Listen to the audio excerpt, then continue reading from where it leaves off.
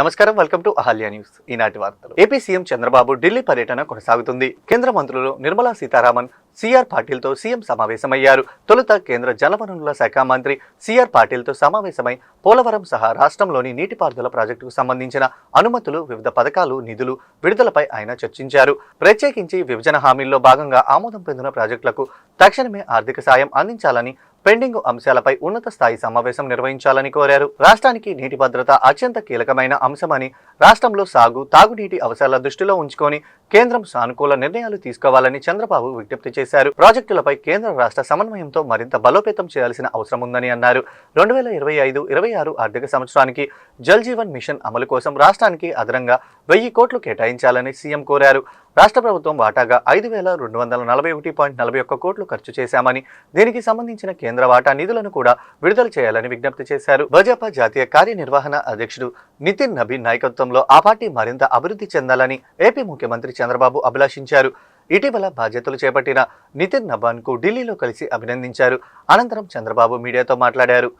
ప్రధానమంత్రి నరేంద్ర మోడీ నాయకత్వంలో దేశం అత్యంత వేగంగా ముందుకు సాగుతుంది. ఈ ప్రయాణంలో అందరం కలిసికట్టుగా పనిచేశాం. ఇకపై కూడా అలాగే నిలబడతాం. నూతన అధ్యక్షుడిగా బాధ్యతలు స్వీకరించిన నబీన్ను కలిసి అభినందించడం ఎంతో ఆనందంగా ఉంది. ఆయన యువకుడు, ఉత్సాహవంతుడు. ఒకసారి ఎన్నికల్లో గెలిచి ఆ తర్వాత కూడా అనేక సార్లు విజయాలు సాధిస్తూ ముందుకు సాగుతున్నారని, ఇదే దేశానికి కూడా చాలా కీలకమైన సమయమని ప్రధానమంత్రి నరేంద్ర మోడీ భారతదేశ బ్రాండ్ను ప్రపంచమంతా గుర్తింపు పొందే స్థాయికి తీసుకువచ్చారు. అభివృద్ధి సంస్కరణలను ముందుకు తీసుకువెళ్లే భారత్ను ప్రపంచం గుర్తించే స్థాయికి చేర్చారని అన్నారు.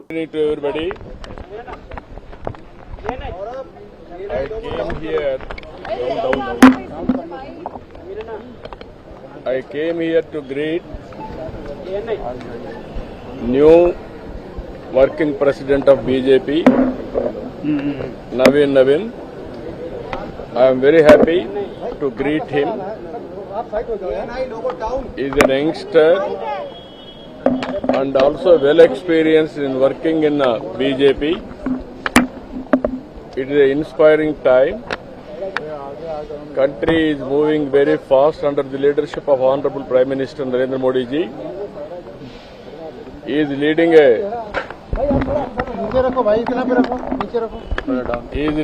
BJP now. Under his leadership, not only strengthening BJP and also country will progress in a big way. We are very happy and also we will work together. We will strengthen his hands in future for doing extraordinary work for this great country. I wish him all the best. Thank you, Ananda. Telugu ఇవ్వండి. చాలా సంతోషం. ఈరోజు నూతన అధ్యక్షులైనటువంటి నవీన్ గారిని కలిసి వారిని greet చేయడం జరిగింది. నాకు చాలా సంతోషం. ఒక యువకుడు, ఉత్సాహవంతుడు, ఒకసారి ఎన్నికల్లో గెలిచి అనేక సార్లు గెలుస్తూనే వస్తున్నారు. అదే సమయంలో ఈ సమయం కూడా చాలా ముఖ్యమైన సమయం దేశానికి. మన ప్రధానమంత్రి నరేంద్ర మోడీ గారు దేశం యొక్క బ్రాండ్ని ప్రపంచం మొత్తం చాటి చెప్పే పరిస్థితికి వచ్చారు. అభివృద్ధి, సంక్షేమాన్ని ముందుకు తీసుకెళ్తున్నారు. భారతదేశానికి ప్రపంచం మొత్తం గుర్తింపు తీసుకొచ్చారు. నేను అనేక సార్లు చెప్పాను, right time, right leader, right place, అది నరేంద్ర మోడీ గారు. అలాంటి పార్టీకి ఈరోజు నవీన్ గారు లీడర్షిప్ తీసుకున్నారు. వారి నాయకత్వంలో ఇంకా ఈ దేశం అన్ని విధాల అభివృద్ధి అవుతుంది. ఆంధ్రప్రదేశ్ ఉప ముఖ్యమంత్రి, జనసేన అధినేత పవన్ కళ్యాణ్ తమ పార్టీ ఎమ్మెల్యేలతో 1-to-1 సమావేశాలు నిర్వహిస్తున్నారు. ఈ సమావేశాల్లో భాగంగా 9 మంది ఎమ్మెల్యేలతో వ్యక్తిగతంగా చర్చలు జరిపారు. అవనిగడ్డ ఎమ్మెల్యే మండలి బుద్ధాప్రసాద్ 1-to-1 సమావేశం ప్రారంభమైంది. ప్రతి నియోజకవర్గంలో ఇప్పటి వరకు చేపట్టిన అభివృద్ధి కార్యక్రమాలు, అమలవుతున్న సంక్షేమ పథకాలు, కొనసాగుతున్న ఆన్గోయింగ్ ప్రాజెక్టుల వివరాలపై పవన్ కళ్యాణ్ సమీక్షించారు. అలాగే నియోజకవర్గాల్లో ఎదురవుతున్న సమస్యలు, ప్రజల నుంచి వస్తున్న ఫిర్యాదులు, వాటి పరిష్కార మార్గాలపై ఎమ్మెల్యేతో సుదీర్ఘంగా చర్చించారు. ప్రమోషన్స్ లో భాగంగా అఖండ 2 చిత్ర బృందం వారణాసిని సందర్శించింది. నటుడు బాలకృష్ణ, దర్శకుడు బోయపాటి శ్రీను తదితరులు కాశీ విశ్వేశ్వరుని దర్శించుకున్నారు. అనంతరం బాలకృష్ణ మీడియాతో మాట్లాడుతూ అఖండ 2 సినిమా సనాతన హైందవ ధర్మం పరిరక్షణ ఆవశ్యకతను చాటిందని అన్నారు. ఇది కేవలం తెలుగు సినిమా కాదని భారతీయులందరి చిత్రమని పేర్కొన్నారు. మంచి సినిమా కోసం చేసిన ప్రయత్నం ఫలించిందని అన్నారు. చిత్రాన్ని ఆదరించిన ప్రేక్షకులకు ధన్యవాదాలు తెలియజేశారు. ఇటీవల యూపీ ముఖ్యమంత్రి యోగి ఆదిత్యనాథ్ కలిశామని, భక్తి ధర్మం ప్రధానంగా సినిమాని రూపొందించినందుకు అభినందనలు తెలిపారని గుర్తు చేసుకున్నారు. బాలకృష్ణ హీరోగా బోయపాటి శ్రీను తెరకెక్కించిన ఈ మూవీ ఈ నెల 12న విడుదలైన సంగతి తెలిసిందే. ఇప్పటికే హైదరాబాద్ లో సక్సెస్ ఈవెంట్ నిర్వహించిన టీం ఇప్పుడు ఉత్తరాద్రిలో సినిమా ప్రమోట్ చేస్తుంది. हीरो का अब खिदमत निभा रहा हूँ, तो मैंने सब ये दुनिया में किसी भाषा में कोई ऐसा नहीं है, ये सब ईश्वर की कृपा है. बोलते हैं कि ईश्वर की इजाज़त के बिना छुट्टी भी नहीं काटती है, तो सब ईश्वर की कृपा है. तो मैंने इस 50 साल में यही सीखा हूँ कि सिनेमा बोलो तो अभिनय ही नहीं बल्कि लोगों के दिलों तक पहुँचने का एक जरिया है. तो इससे अभी जो ये सिर्फ तेलुगु फिल्म ही नहीं है, ये पूरा भारत देश का ये दर्शकों का सिनेमा है. इसलिए ये जो मकसद से हमने ये फिल्म निकाला है, ये फिल्म का जो हम संदेश देना चाहते हैं, हम ये सोचा है हर कोने पे ये जो हमारा संदेश जाए. और अभी देख रहे हैं अपन इस अभी दबाव, हर दिन का एक काम का दबाव, लोग कैसे अपने अपने दबाव से खाना रोटी कपड़ा और मकान जैसे रोज के ये चीज जो चुने हैं चीजें, वैसा ही वो सिनेमा को भी चुने हैं. तो हम ये फिल्म इसलिए निकाले कि इसमें ये जो अपना वो अपना सनातन धर्म, हिंदू सनातन धर्म का शक्ति और उसका गौरव और उसका पराक्रम बताने के लिए, और ये हमारे जो सनातन धर्म के झंडे हैं, जैसे सच के लिए लड़ना, धर्म के रास्ते पे चलना और अन्याय के सामने कभी अपना सर नहीं झुकाना, इसी के लिए हमने ये फिल्म निकाले. पहला भाग तो हमने 2021 में रिलीज किए थे. तब भी ईश्वर की मैं कहा था ना, बिना ईश्वर के इजाजत एक छुट्टी भी नहीं काट सकती है. तो वो कोविड का टाइम था. कोविड के टाइम में कोई उतना हिम्मत नहीं कर रहे थे अपने फिल्म को रिलीज करने के लिए. तब हमने हिम्मत करके पहला फिल्म था इंडियन फिल्म जो रिलीज हुआ था 2021 में, बड़ा हिट हुआ ईश्वर की कृपा से. तो उसके बाद बाद में सबको हिम्मत आई और अपने अपने फिल्म को रिलीज करें. अभी ये अखंड तांडव मैं बोला था इससे पहले, जैसे जवान है आंखें बंद करते तो अपने मंजिल जो अपन पाना चाहते. రాష్ట్ర ప్రభుత్వం జల్ జీవన్ మిషన్ పథకాన్ని ప్రతిష్టాత్మకంగా తీసుకొని అమలు చేస్తుందని మంత్రి దుర్గేష్ తెలిపారు. జల్ జీవన్ మిషన్ గోదావరి జలాల ప్రాజెక్టుకు శంకుస్థాపనకు ఉప ముఖ్యమంత్రి పవన్ కళ్యాణ్ తూర్పుగోదావరి జిల్లా పేరవల్లి రానున్నారని దుర్గేష్ తెలిపారు. ఉమ్మడి ఉభయ గోదావరి జిల్లాల 3050 కోట్ల రూపాయలతో ప్రాజెక్టును అమలు చేస్తున్నట్లు వెల్లడించారు. జల్ జీవన్ మిషన్ కార్యక్రమానికి ఉమ్మడి ఉభయ గోదావరి జిల్లాలకు సంబంధించినటువంటి కార్యక్రమంగా శంకుస్థాపన చేయడానికి మన ఉప ముఖ్యమంత్రి గారు శ్రీ పవన్ కళ్యాణ్ గారు రేపు ఉదయం 9:30కి పెరవలి హైవే మీద ఉన్నటువంటి ఈ ప్రాంతానికి ఇచ్చేస్తున్నారు.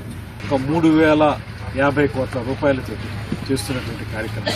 మనందరికీ తెలుసు, జల్ జీవన్ మిషన్ అనేది 2019-24 మధ్యలోనే పూర్తవలసినటువంటి కార్యక్రమం. ఆ రోజు ఉన్నటువంటి ప్రభుత్వం తూతు మంత్రంగా కొన్ని పైప్ లైన్లు ఏర్పాటు చేసి ప్రజలకి శుద్ధి చేసినటువంటి తాగునీరు ఇచ్చేటువంటి విషయంలో పూర్తిగా దాన్ని పక్కన పెట్టేసి ఆ నిధుల్ని వేరే ప్రాంతాలకి, వేరే కార్యక్రమాలకి, వాళ్ళ సొంత అవసరాలకి మళ్లించినటువంటి సందర్భాన్ని మనం చూసాం. అయితే ఈ కూటమి ప్రభుత్వం వచ్చిన తర్వాత ఈ జల్ జీవన్ మిషన్ కి ఏ బ్యాంక్ అయితే ఏషియా బ్యాంక్ సపోర్ట్ చేస్తుందో వారు మనల్ని అడిగారు. ముఖ్యమంత్రి చంద్రబాబు నాయుడు గారు, ఉప ముఖ్యమంత్రి పవన్ కళ్యాణ్ గారు ఇద్దరు కూడా జల్ జీవన్ మిషన్ ద్వారా ఈ కార్యక్రమాన్ని పూర్తి చేసి పోర్టబుల్ వాటర్ ని ప్రజలందరికీ కూడా తాగునీరుగా ఇచ్చేదానికి ఈ ప్రభుత్వం చిత్తశుద్ధితో కృషి చేస్తుంది. తెలంగాణలో చేపట్టిన కాళేశ్వరం సీతారాం ప్రాజెక్టుకు ఎలా అనుమతులు ఇచ్చారో తమకు అలాగే అనుమతులు ఇవ్వాలని కేంద్ర మంత్రిని కోరామని మంత్రి నిమ్మల రామానాయుడు తెలిపారు.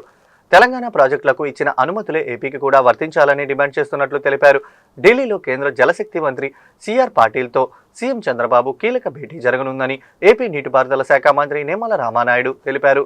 శుక్రవారం ఢిల్లీలో మీడియాతో మాట్లాడుతూ ఇరిగేషన్ ప్రాజెక్టులపై నుంచి చర్చ జరగనుందని అన్నారు. పోలవరం జాతీయ ప్రాజెక్టుకు కేంద్ర సహాయానికి సీఎం కృతజ్ఞతలు తెలిపారు. 2011లో జారీ చేసిన పోలవరం స్టాఫ్ వర్క్ ఆర్డర్ను శాశ్వతంగా రద్దు చేయాలని విజ్ఞప్తి చేశారు. స్టాఫ్ వర్క్ ఆర్డర్ ప్రస్తుతం 2026 నవంబర్ వరకు పొడిగించారని చెప్పారు.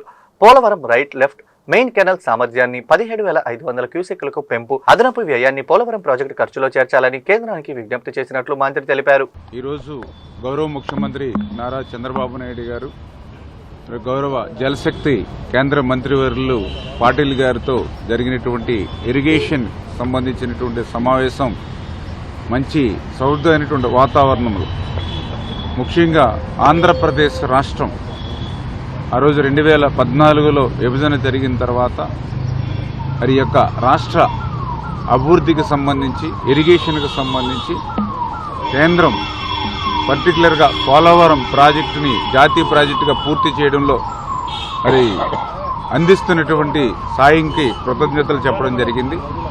అదేవిధంగా ఆ పోలవరానికి సంబంధించి ఛత్తీస్గఢ్, ఒరిస్సా రాష్ట్రాల్లో ప్రజాభూ సేకరణ జరగలేదు అని చెప్పి ఆ రోజు మరి 2011 సంవత్సరంలో స్టాప్ వర్క్ ఆర్డర్స్ ఏదైతే ఆ రోజు కేంద్రం ఇచ్చారో అది తాత్కాలికంగా ఎప్పటికప్పుడు పొడిగించుకుంటూ, అంటే రేపు 2026 నవంబర్ వరకు ఆ యొక్క స్టాప్ వర్క్ ఆర్డర్ మీద స్టే ఇవ్వడం జరుగుతుంది. దీన్ని శాశ్వతంగానే ఈ స్టాప్ వర్క్ ఆర్డర్ని మరి క్యాన్సిల్ చేయమని చెప్పేసి కూడా మరి కోరడం జరిగింది. అదేవిధంగా పోలవరానికి సంబంధించి రైట్ కెనాలు, అదేవిధంగా లెఫ్ట్ మెయిన్ కెనాల్ ఆ రోజు 2009లో డిపిఆర్ తయారు చేసినప్పుడు ఆ రోజు మరి 9,500, అదేవిధంగా 11,500కి మాత్రమే ఆ యొక్క right and left main canals design చేయడం జరిగింది. దాని ప్రకారమే ఆ రోజు డిపిఆర్లో ఆమోదించడం జరిగింది. అయితే భవిష్యత్తు అవసరాలను కూడా దృష్టిలో పెట్టుకుని right main canal 17,500, left main canal కూడా 17,500కి ఇప్పుడు కాలువల యొక్క సామర్థ్యం పెంచి చేస్తున్న వల్ల ఆ పెంచినటువంటి సామర్థ్యానికి అయ్యేటువంటి ఆర్థిక వ్యయం కూడా ఈ పోలవరం ప్రాజెక్టుకు సంబంధించినటువంటి వ్యయంలో మరి కలిపి సాయం అందించాలని చెప్పి కూడా మరి గౌరవ కేంద్ర మంత్రివర్యులను కూడా కోరడం జరిగింది గౌరవ ముఖ్యమంత్రి గారని చెప్పి తెలియజేసుకుంటూ, అదేవిధంగా గోదావరికి సంబంధించి కూడా మరి యొక్క నీటి పంపకాల ప్రాజెక్టుల వారీగా అంటే రాష్ట్ర విభజన జరిగిన తర్వాత ప్రాజెక్టుల పరంగా అటు తెలంగాణ కానీ ఇటు ఆంధ్రప్రదేశ్ రాష్ట్రానికి సంబంధించి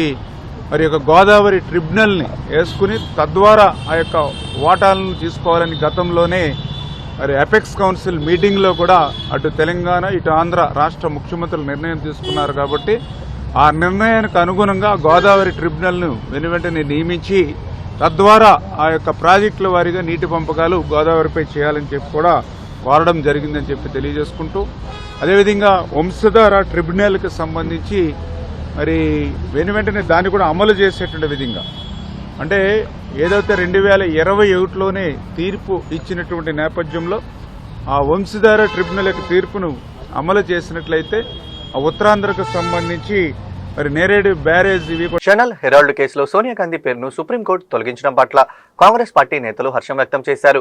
ఈ సందర్భంగా సత్యమేవ జయతే పేరుతో గుంటూరులోని జీఎస్టీ కార్యాలయం ఎదుట నిరసన కార్యక్రమం చేపట్టారు.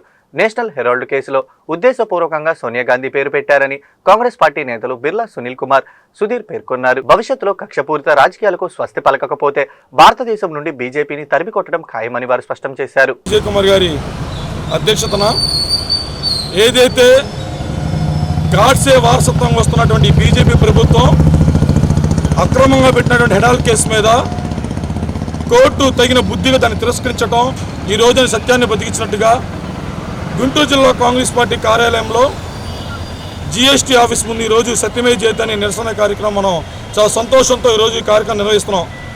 ఎక్కడో పుట్టి మరి రాజీవ్ గాంధీ గారిని పెళ్లి చేసుకొని మెట్టినిల్లే తన పుట్టిల్లుగా భావించి ఈ దేశ ప్రజల కోసం భర్త చనిపోయినప్పటికీ, అత్తగారు మరణించినప్పటికీ కూడా తన యొక్క సహనాన్ని కోల్పోకుండా ఈ దేశ ప్రజలను వదిలేయకుండా ఈ దేశ ప్రజలకు అండగా నిలబడ్డటువంటి కుటుంబం కాంగ్రెస్ కుటుంబం. అలాంటి కుటుంబం పైన ఈరోజు గాడ్సే ప్రభుత్వం ఏదైతే ఉందో ఈ బీజేపీ ప్రభుత్వం ప్రతిరోజు ఒకసారి ఒకసారి ఇందిరాగాంధీ గారి గురించి మాట్లాడతారు, ఒకరోజు నెహ్రూ గారి గురించి మాట్లాడతారు. ఈ రోజు మన జాతిపిత అయినటువంటి మహాత్మా గాంధీ గారిని అవమానించిన బుద్ధి ఉండాలి బీజేపీ ప్రభుత్వానికి. ఈ దేశం కోసం, స్వతంత్రం కోసం తన జీవితం మొత్తం కూడా జైల్లో గడిపి స్వతంత్రం కోసం ముందుకు వెళ్ళిన వ్యక్తి, సత్యం అహింస సిద్ధాంతాలు తీసుకొని ఈ దేశ ప్రజల కోసం, ఈ సమాజం కోసం పోరాడే వ్యక్తుల గురించి మీరు నీచంగా మాట్లాడతారా? అసలు ఈ బుద్ధి ఉందని నిలదీస్తున్నాం. కాంగ్రెస్ పార్టీ ఏర్పడి దగ్గర నుంచి ఎన్ని పథకాలు ప్రవేశపెట్టింది. ఈ రోజు నువ్వు పంపించాలంటే మన కోవిడ్ టెస్ట్ ఎయిమ్స్ కానీ, డిఆర్డీఏ కానీ, ఐసీటీఆర్ కానీ ఎవరు ప్రవేశపెట్టారు? ఈ పథకాలు ఎవరు తీసుకొచ్చారు? కాంగ్రెస్ ప్రభుత్వం కాదా? నువ్వేం చేసావు? అదే అంటే నువ్వు హిందూ ధర్మాన్ని అడ్డు పెట్టుకొని ఎలక్షన్ల కోసం కులాలు వాడుకున్నావు. ఈ దేశం కోసం, హిందూ ముస్లిం ఐక్యత కోసం గాంధీ గారి నిరంతర పోరాటం చేశావు. నువ్వేం చేశావు? కేవలం ఒక కులం కోసం, బీజేపీ ప్రభుత్వం ఓట్ల కోసం, నువ్వు నీ అధికారం కోసం, అధికారంలో ఉండటం కోసం కేవలం నువ్వు ఎన్ని ఎక్కడ లేని విధానాలు, ఎక్కడ బూతు పురాణాలు మొత్తం తీసుకొస్తున్నావు. గాంధీ కుటుంబానికి వస్తే నీకు పుట్టవతలు ఉండవు. ముందే చెప్తున్నావు, కూటమి ఎన్నే కూటమి ప్రభుత్వానికి కాంగ్రెస్ పార్టీ ఒకటే చెప్తున్నావు. మీరు కానీ మరోమారు గాంధీ కుటుంబం గురించి కానీ కాంగ్రెస్ పార్టీ గురించి మాట్లాడే అర్హత ఈ దేశంలో మీకు లేరు. త్వరలోనే ఈ దేశ ప్రజలు మీకు బుద్ధి చెప్పే రోజులు ఉన్నాయి. ఈ దేశం నుంచి ఎన్నే కూడా తరిమి కొట్టే రోజులు ఉన్నాయి. రాహుల్ గాంధీ గారిని ప్రధానమంత్రిని చేసుకుంటావు. ఈ దేశ సస్యశ్యామలంగా ఉండాలన్నా ఈ దేశ సింహాసనంపై రాహుల్ గాంధీ గారు మాత్రమే. ఎవరినైనా ఉద్దేశించి మాట్లాడేది.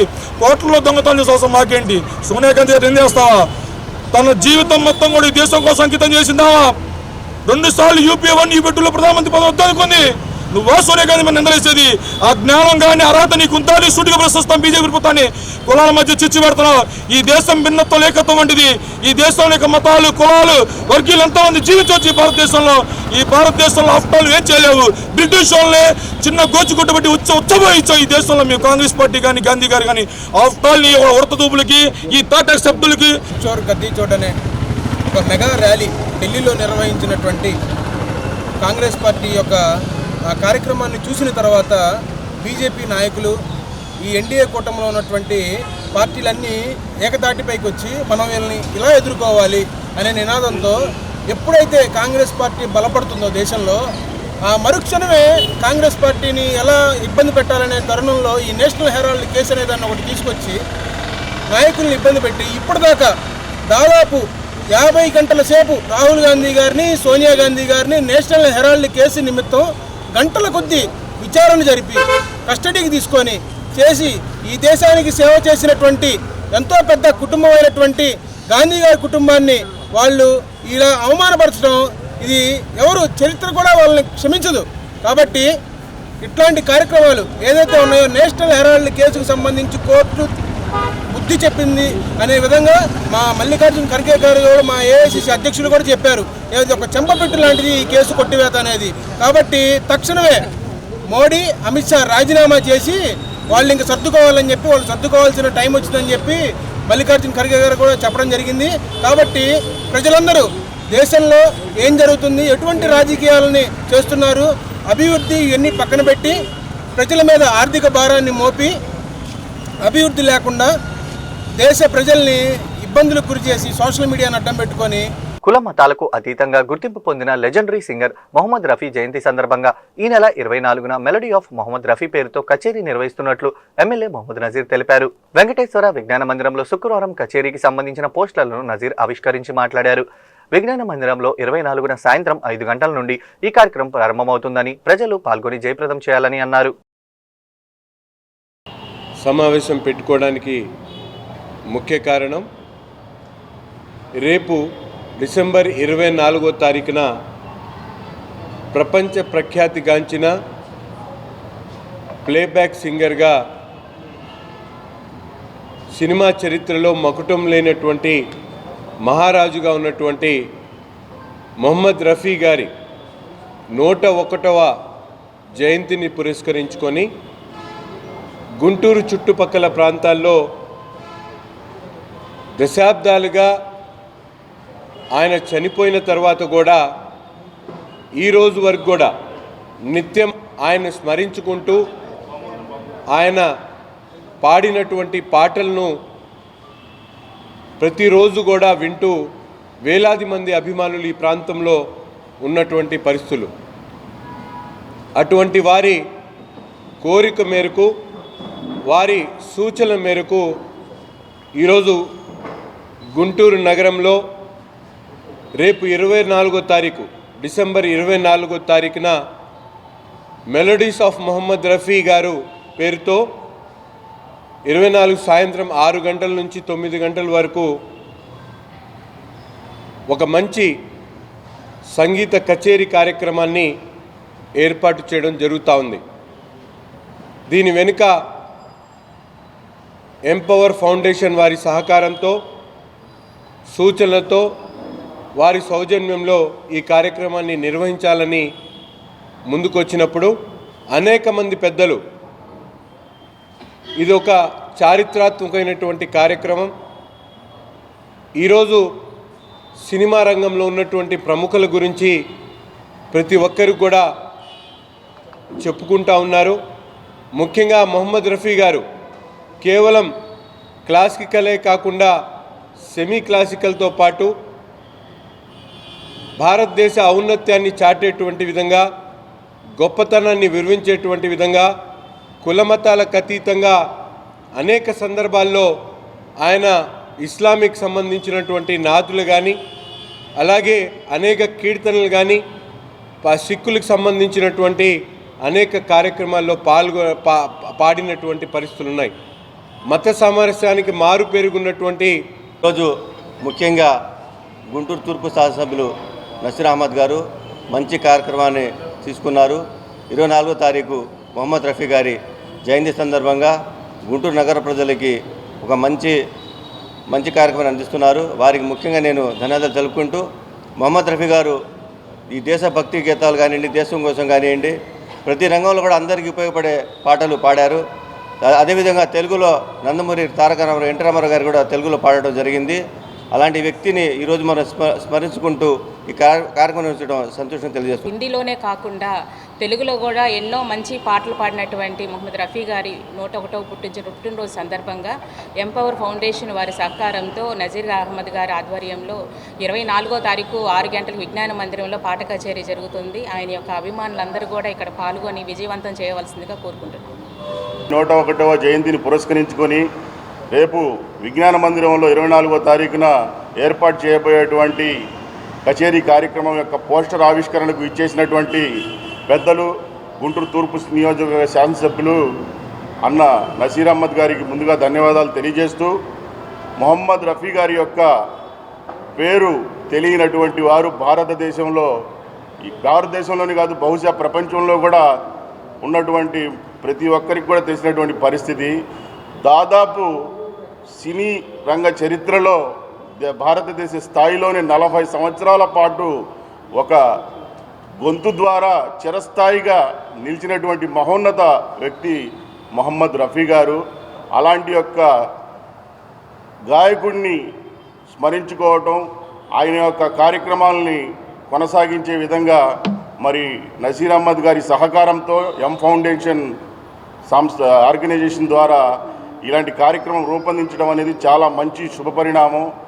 ఏదైతే అంత పెద్ద మహోన్నత వ్యక్తి యొక్క ఏదైతే బహుముఖ ప్రజ్ఞాశాలి, ఆయన భారతదేశంలోని దాదాపు పంజాబీతో తన గాత్రాన్ని మొదలుపెట్టి దాదాపు 40 సంవత్సరాల పాటు మరి నగరపాలక సంస్థ ఆధ్వర్యంలో గుంటూరు సుందరీకరణకు శ్రీకారం చుట్టారు. ఇందులో భాగంగా నగరంలో అనేక ప్రాంతాల్లో అందమైన వాల్ పెయింటింగ్స్ రూపుదిద్దుకుంటున్నాయి. చిత్రకారుల కుంచె నుండి జాలువారిన అనేక చిత్రాలు వీక్షకులను విశేషంగా ఆకట్టుకుంటున్నాయి.